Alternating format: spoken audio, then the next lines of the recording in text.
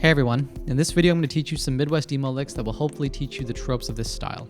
So today I'm playing in a classic emo tuning, D, A, E, A, C sharp, E with a capo on the 2nd fret. Let's get into it. For our first lick, we have a classic Midwest emo 16th note trill run. So it sounds like this. One more time. Let's break down the riff. First off, the beginning of the riff is probably the most important part. This is where we have our grouping of 4 16th note trill. So this line here is something that is really common in a lot of emo music. Basically, I'm going to play 4 notes consecutively as 16th notes, and I'm going to use a variety of legato technique, so hammer-ons and pull-offs, in order to create a really fluid sound. So it goes 1, 2, 3, 4, or... And what I'm doing here is I'm circling around this semitone sound right here, and then I'm pulling off into the tonic of the key, so it gives us that nice resolute sound. Pulling off into the tonic of the key, especially pulling off into an open note, is something that you're going to hear a lot in stuff like Tiny Moving Parts or Algernon, stuff like that. So anyways, the riff continues with another grouping of 4. And again, the same idea. Played a little differently, but still 1, 2, 3, 4. And then finally we end with this line right here. So if we put it all together, it's all 16th notes.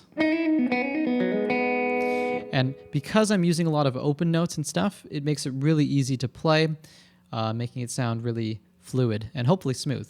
So yeah, that's our first lick. Moving on to the second lick, I have this simple line.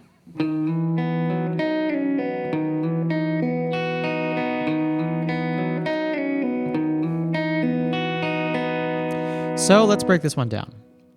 There are a couple tropes in here, the first of which is a slide into a note. So I like to do this kind of slide thing where I'll just kind of slide into a pitch and then follow it up with some notes that ascend, eventually working my way back down. So I kind of call this an expansion and contraction kind of idea. So I start here and then I leap all the way up and then we slowly climb our way back down. If we explore the second half of the lick here, I go and do this little 8th note slide thing into an open note. So again, kind of building off of the last idea here with that legato concept flowing into open notes. If we look at the variation that I play, again, there's another expansion and contraction kind of idea. So I go like this, which kind of comes... It starts low, it ascends, and then kind of goes back down. And then we have this little arpeggio here, which again goes high and then goes low, bringing us right back into our root here. So we can kind of create this perpetual cycle kind of feel by playing around with the motion in that kind of way.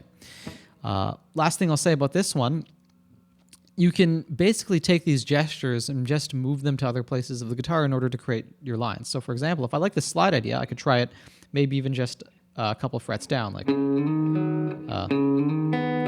that, or actually the way I started that one was okay too. It kind of gives it this cool kind of slippery legato feel. Again, that was lick 2, so let's move on now to the next one. Okay, our third lick is super easy. The new concept we're looking at will introduce a bass note on the low string here, specifically the bass note of the 4 chord. I mean, you can do this with the 1 chord as well, or 6 chord, or really whatever you want, but I find that pedaling the 4 chord is a really good way to create some emotional tension. So I'm just going to ring this out first, and then the rest of my lick will sound like this. So because I have this open D, well, what would have been the D string, but is now an E note because I have the capo. Because I have this bass note ringing out here, it gives my riff some harmonic context. And then the rest of the line is standard stuff. So hammer-ons, pull-offs, slides into an open note, creating that noodly kind of sound. So once again, the lick is this. Oops.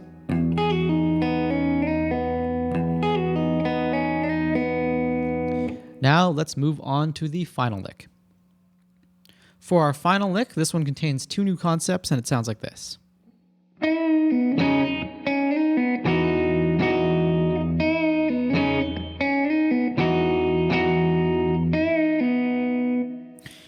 So breaking this one down, we start with another trill type line, but this time we're using a bend in order to get this sound. Instead I'm going. So I'm just bending up a semitone, going back to my original note, and then doing a pull off. So that's a cool little trick that helps you to get some unique texture. The second idea here is that we have this kind of octave sound. Actually, I've got this extra note in here too. Sound of a fifth. In any case, we've got a double stop, and then I'm pulling off into an open note. This just helps to create a richer texture, something again that Dylan Mathiasen will do in Tiny Moving Parts quite a lot. So this one just kind of tried to blend a couple of those techniques. And then we've got some chord shots here at the end, just again to create a different texture and sense of variety. All right, so those were the licks. Hopefully you had fun learning these, and hopefully they have helped you grow your Midwest emo vocabulary. I'll catch you guys in the next video. Bye.